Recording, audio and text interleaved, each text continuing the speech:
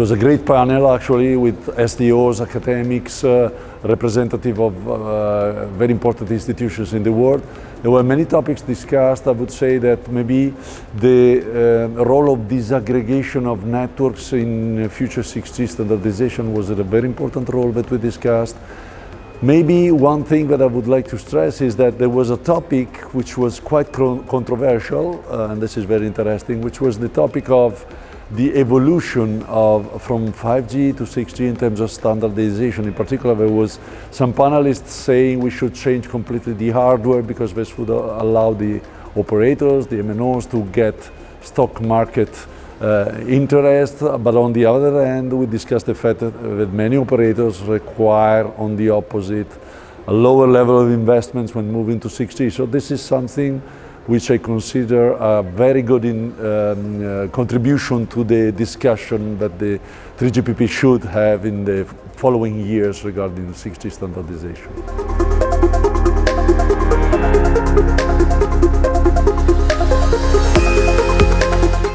Well, in this phase in particular, since the standardization of 6G just started, and it will take, as we know, 3-4 years to get a full standard, the role of 1/6G is actually perfect because we bring here major experts in wireless communications, on 5G, 4G standardization, so we can bring here the experience of those people in exactly when the 3GPP standardization body is starting discussing 6G.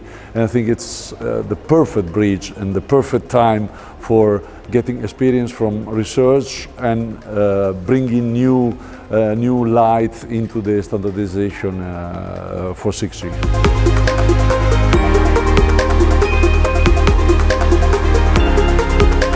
That's a challenging question because I could follow many interesting discussions and presentations along the 2 days, but I would say that one of the things that most probably characterized mostly the event was the discussion, the interplay between AI and wireless communications in 6G.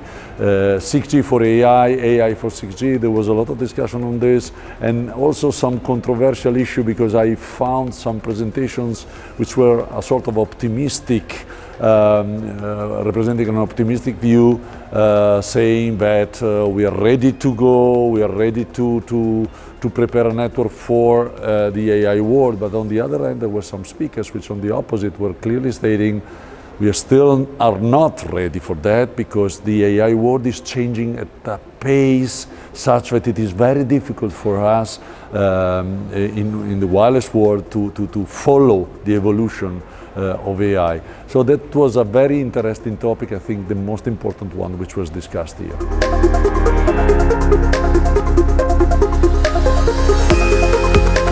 The 1/6G Summit has been embedded into a full week of events that we had in Bologna. We called it the Bologna Communication Week, all of them organized by CNIT, in particular the laboratory I had, the Wireless Communication Laboratory of Italy, WiLab. I think we did a good job, but the most important thing is that I have the impression that everyone enjoyed the city, the event. We had, for this 1/6G summit, almost 190 participants from 24 different countries, 80 different organizations, 60 people from Italy. The scope of having it here was to somehow incentivize people from Italy to come closer to the association, the 1/6G association, and from this viewpoint we were also successful because the many people who participated from Italy to the event.